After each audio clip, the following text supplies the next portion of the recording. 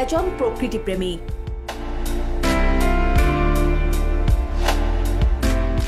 একক প্ৰচেষ্টাৰে গঢ়ি তুলিছে জৈৱ বৈচিত্ৰ্য উদ্যান।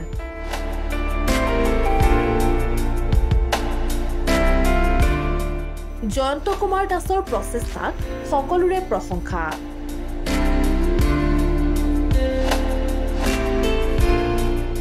এগৰাকী প্ৰকৃতিপ্ৰেমী, নাম জয়ন্ত কুমাৰ দাস।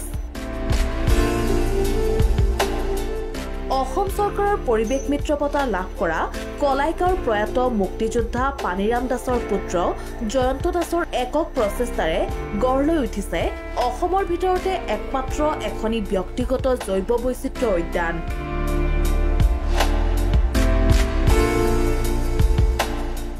কলাইগাঁৱৰ মাজমজিয়াত 2009 চনত এইখন স্থাপন কৰা হৈছিল প্ৰায় 60 বিঘা মাটিত। প্ৰকৃতিপ্ৰেমী জয়ন্ত কুমাৰ দাসে নিজ মাতৃৰ নামেৰে নামাকৰণ কৰিছিল এইখন কনকলতা জৈৱ বৈচিত্ৰ্য উদ্যান। এই জৈৱ বৈচিত্ৰ্য উদ্যানখনত বিভিন্ন প্ৰজাতিৰ সাপ, চৰাই, নেউল, শিয়াল, গুইসাপ, অজগৰ আদিৰ লগতে হাজাৰ হাজাৰ পৰিভ্ৰমী চৰাইৰ আগমন হয়।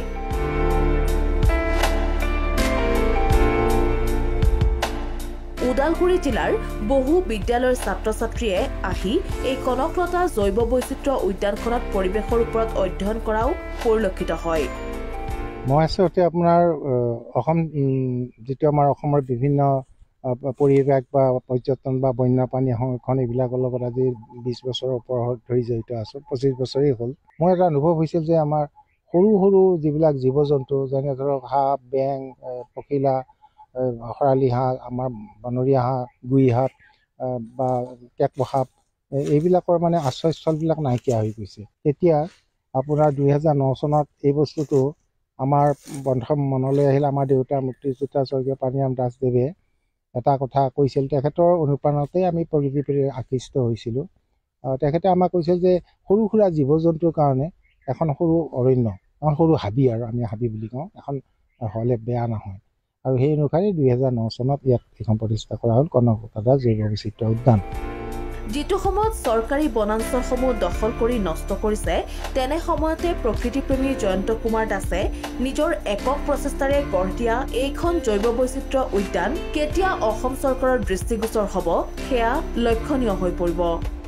অসমত চৰকাৰী পৰ্যায়ত বহুত কাৰ্যসূচী হৈ আছে, কিন্তু এনেকুৱা ক্ষুদ্ৰ প্ৰচেষ্টাত হোৱা নাই। আমাৰ ক্ষেত্ৰভিত্তিক অধ্যয়নৰ কাৰণে ইতিমধ্যে আমি অসম চৰকাৰৰ বিজ্ঞান প্ৰযুক্তিবিদ্যা আৰু পৰিৱেশ পৰিষদৰ তৰফৰ পৰা ইয়াত এটা বায়'ডাইভাৰ্চিটি লাৰ্ণিং চেণ্টাৰ অৰ্থাৎ জৈৱ বৈচিত্ৰ্য অধ্যয়ন কেন্দ্ৰ এটা স্থাপন কৰিছে। প্ৰস্তাৱনা অৱস্থাত আছে, হয়তো পিছলৈ হ'ব।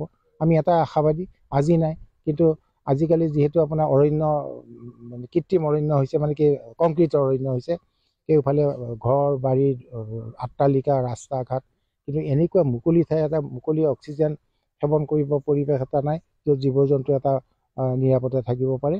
গতিকে আমি আশাবাদী, আজি নহ'লেও অনাগত দিনবিলাকত এই অঞ্চলটো এটা গোটেই অসম বা ভাৰততেই নহয়, পৃথিৱীত এটা উল্লেখযোগ্য মানে নাম অৰ্জন কৰিব। আহক সকলোৱে 2009 চনতে স্থাপন কৰা এইখন কলাইগাঁৱৰ জৈৱ বৈচিত্ৰ্য উদ্যানখনত এবাৰ পদাৰ্পণ কৰক। কলাইগাঁৱৰ পৰা প্ৰাঞ্জল চহৰীয়াৰ সহযোগত নিউজ 6 ৰিপৰ্ট, প্ৰথম খবৰ।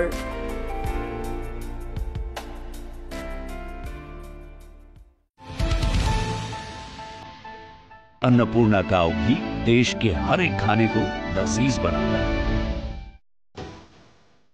আপোনাৰ পছন্দৰ ঘৰ এটা বিচাৰি আপুনি হাবাথুৰি খাইছে নেকি? আমি দিম এটা নিৰ্ভৰযোগ্য ঠিকনা, সকলো সুবিধা সম্পন্ন আপোনাৰ সপোনৰ ঘৰ। আজি যোগাযোগ কৰক গ্ৰীণটেক ৰেচিডেন্সিৰ সৈতে। গ্ৰীণটেক ৰেচিডেন্সি এটা নতুন জীৱনৰ সঠিক আৰম্ভণি। যোগাযোগ কৰক 9707512000, 9707601200, ধাৰাপুৰ, গুৱাহাটী।